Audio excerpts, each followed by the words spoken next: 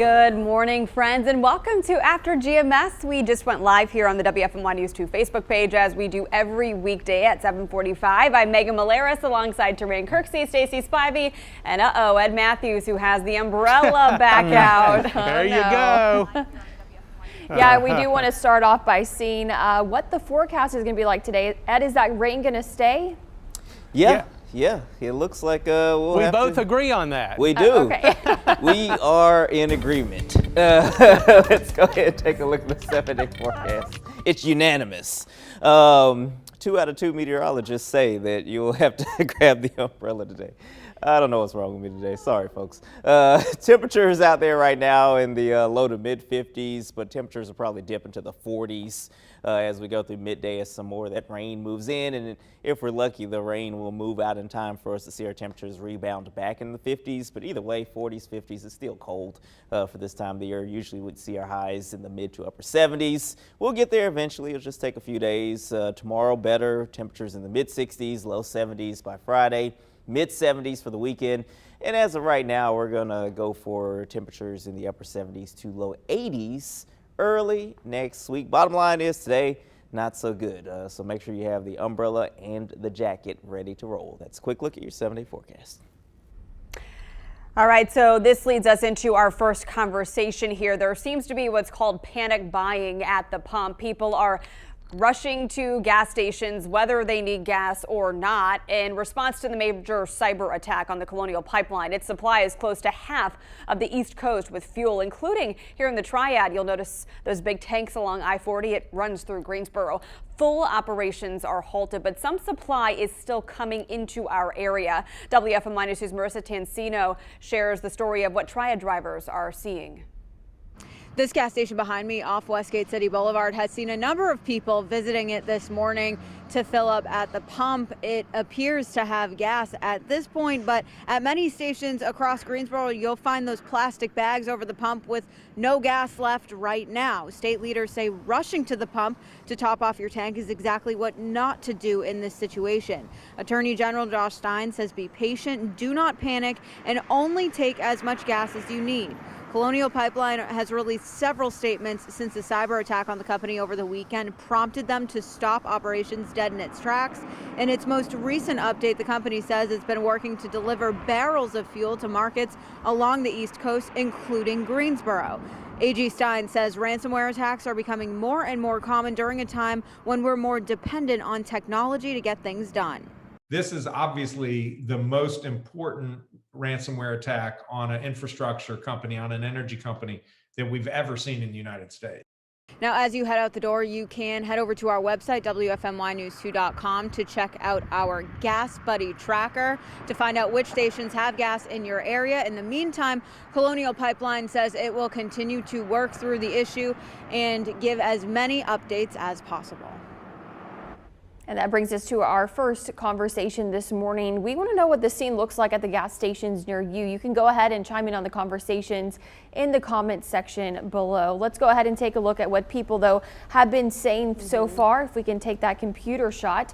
One viewer writes, saw prices at a station in Archdale go from $2.89 to $3.09 while eating dinner at a local restaurant last evening.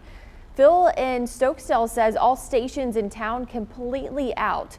And one more viewer writing, in Alamance and Guilford, the further you get from the highway, the better luck I've had.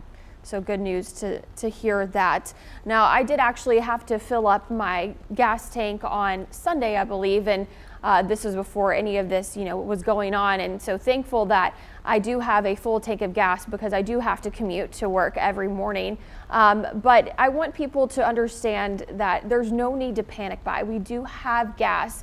There is not a shortage of gas. It's just people are rushing to the pumps, and that's why we're seeing some run out. But if you don't have to commute every day to work, or if you can handle having half a tank right now, then I'd advise you just to let it be and let it happen. No need for you to get those big gallon tanks, that you can take with you and keep at home and fill those up. There's no need for that at this time.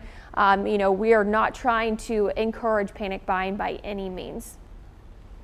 Yeah, and we've been careful to report that health leaders say there is no gas shortage. And in fact, this morning we reported that Colonial Pipeline delivered millions of gallons of gas to cities, including ours, including Charlotte, that are along the pipeline to make sure we have ample supply. Now, distributing that supply is another factor, and that could be what you're seeing at the pumps as this demand outpaces that supply distribution. So hopefully in the next few days, especially as Colonial Pipeline gets more and more of its systems back online, this all should be something of the past. That's not to say the prices will go down right away. We hope that's the case. Not sure. And we've seen that huge price fluctuation, which I think is also the reason people are flocking to the pumps. They don't want to pay more tomorrow if they could have gotten it today at a lower price. So that's part of the equation as well. Yeah, definitely I understand and empathize with essentially the fear. And like we were talking about before, and this is me being maybe thinking a little bit higher or bigger picture here, but I'm just a big believer that human beings are just kind of interesting the way that we operate. When we have fear of something, fear of loss or fear of losing something or fear of something happening, we tend to think a little bit more irrationally. And I do believe that there may be some situations where you might go through a tank of gas over the course of 3 weeks. If you do, you probably don't need to fill up your gas tank right now. That would just be the logical conclusion that one would come to in that situation. But if you see everybody else going and you start worrying that there might not be gas, you might be compelled to do that. But just take a break and really think about your own personal situation. Okay, my wife, she's working from home. She has a quarter of a tank in her gas tank. That's plenty to take her to the emergency room or something like that if something major happens. But she doesn't need to have her tank full to go anywhere anytime soon. So we're not filling her tank. We're not worried about that. As far as I'm concerned, I go through a full tank of gas every 2 days. So I have to make sure that I'm keeping my tank full so I can get to work. So just take a moment and really kind of think through and process your own personal situation logically, and also keep in mind, at worst, this was just a regional issue. This is a big country. There's a lot of gas across the country. There are a lot of distribution centers all across the country where they can ship gas in as needed. And as we mentioned, even the pipeline, it has gas flowing into our area. So things are going to improve as far as the distribution of the gas, even in our neck of the woods. So just take a minute and breathe and really think about your own personal situation, just like with the toilet paper. If people were going through all this toilet paper, and I was talking about how when I was a bachelor, I might go through 1 roll of toilet paper a week. So that means if I had a 6-pack, then that's a month and a half of toilet paper. There would have been no reason for me to rush out and get a bunch of toilet paper, okay?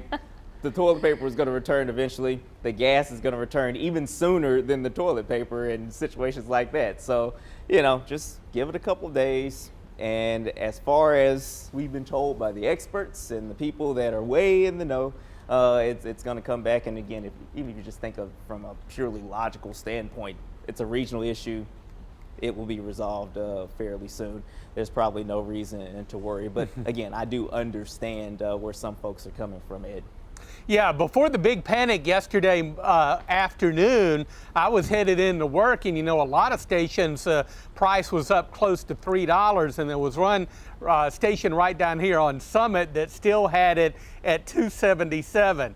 And I thought, well, I'm down to about a quarter of a tank. I think I'm going to fill up. And this was before the panic. I'm so thankful that I filled up. So I got a full tank of gas. Over the next few days, I'm going to curtail unnecessary driving. Rio's not going to go to the park for a few days. I'm going to go to and from work. That is the most important thing, is that I can get to and from work. And this will be over in a few days. People just kind of panicked yesterday and drained the pumps, and so they've got to restore things. But I think, and I'm certainly hoping by the weekend that things will be pretty close back to normal, if not the weekend, early next week.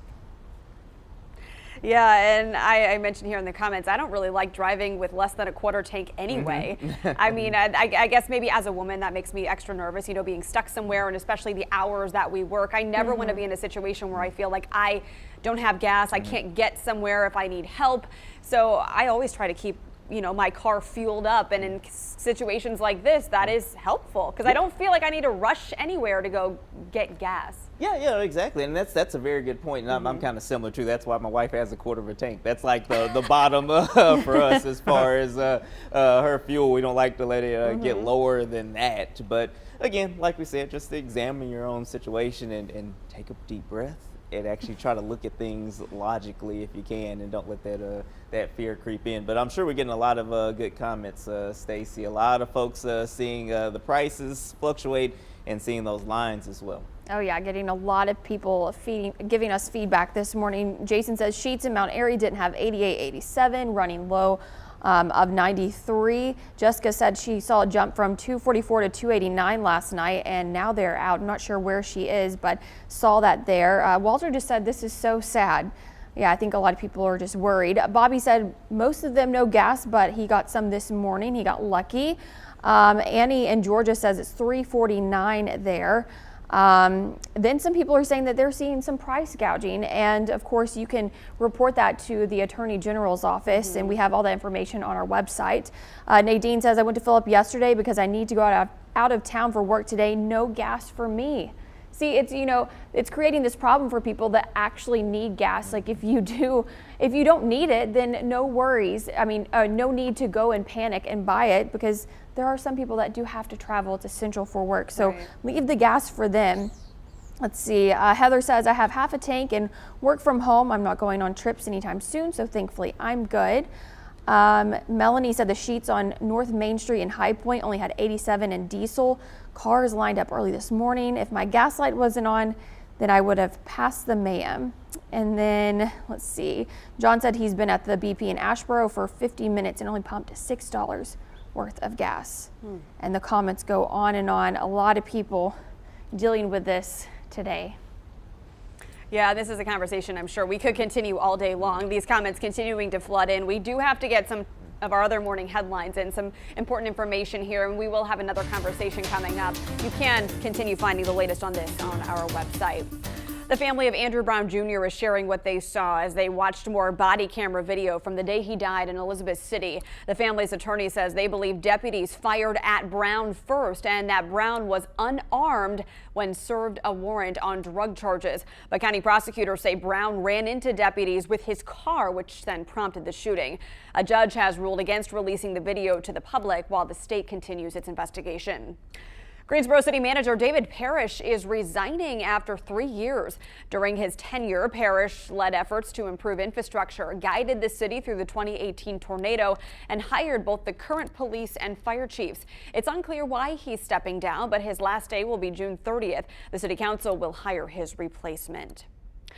Teenagers ages 12 to 15 could get a Pfizer vaccine as soon as tomorrow if federal health officials give the final approval today. That's when a CDC board is expected to review Pfizer's data. Earlier this week, the FDA authorized emergency use in this younger age group. President Joe Biden has already briefed several governors on distribution and says it will start immediately. Well, the spring season brings spring showers like parts of the Triad could see sometime today. And we wanted to know, when it rains, are you grabbing the umbrella or raincoat, or maybe you're just braving it? Go ahead and let us know in the comment section below. Fun to take a little bit of a break from all the news and talk about some fun stuff. I would say I'm probably typically a raincoat kind of girl. I like the umbrella better, but sometimes it's just too much of a hassle. It's easier to throw a rain jacket on and put the hood up to protect the hair, because of course if my hair gets any rain on it, it's going to grow tremendously and get very frizzy. So yeah, I grab the rain jacket, and then if it's my day off, I'll probably just brave it. But what do you guys do? Yeah, pretty much the same. I mean, I love umbrellas, and I have those mini ones that I keep in my bag and in my car.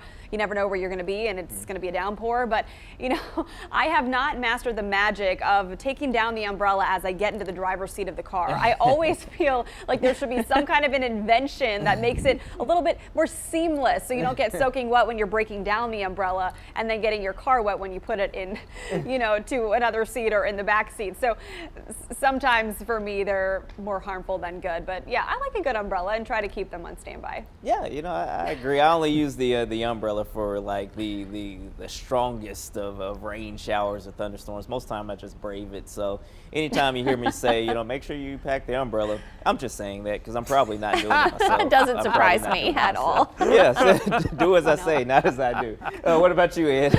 I usually brave it. You know, if it's light rain, you know, I got to run in somewhere from the car. That's what I do, is I run in to keep from getting soaking wet. But when the rain is really coming down, I definitely have an umbrella in my car, and I don't hesitate to use it. I don't even own a raincoat, so you know, Really? don't have a rain. I don't have one. Just got my regular jackets and heavier coats, and just rely on the umbrella. But again, a lot of times I will just chance it. And I'll get inside of a building or something, and people will look at me like, you're the weatherman and you're soaking wet.